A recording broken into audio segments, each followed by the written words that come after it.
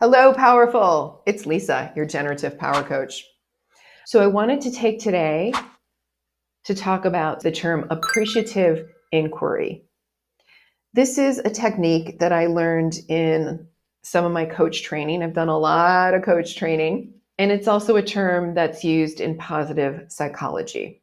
Appreciative inquiry refers to considering something that you've done really well in your life, or something that you did that you're proud of, something you appreciate about yourself, an accomplishment, something that you think about and you go, I did that.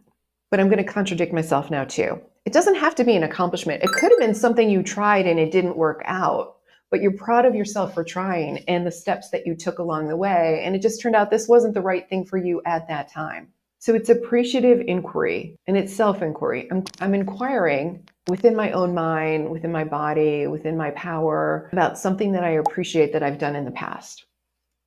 And I want to give you an example of that for myself. In 2014, I was diagnosed with breast cancer and I had a bilateral mastectomy and everything went really well. Thankfully, I had great doctors. I had great people caring for me, wonderful insurance. I was super fortunate on that front. And I'm fine today. As I was going through my treatments and doing all the tests to figure out what was going on, I listened to a lot of podcasts. I like to put positive messages into my head, into my brain. And at some point I started thinking, wouldn't it be cool for me to have my own podcast? But I don't know how to do that. And who am I to do that?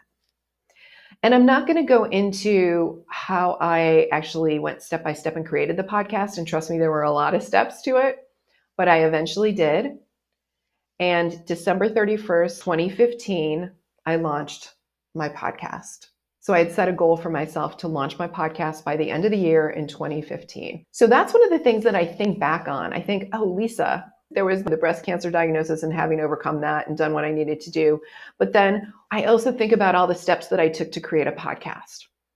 And so that's something that I go to. Now, when you think back on your life and the things you've done and the things you've tried, it doesn't have to be as significant as creating a podcast. It can be a great moment when you did well from an academic perspective. It can be when you got up the nerve to ask somebody out on a date, or you rented your first apartment, you purchased real estate, you landed a job. Or if you didn't land a job, you did a great job in an interview. You performed really well in an interview, even if you didn't get the job. So think back on your life on something that you did really well.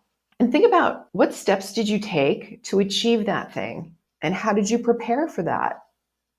And did you have support from other people? If you were to go back and do it again today, would you do it differently? That's not a big part of it, but it's just something to think about as you go forward with your vision over the next few weeks and your goal. Just know that you're strong and you can do things that seem really hard today, but we're going to take it step by step. Lesson learned there, and we can apply that to what we already know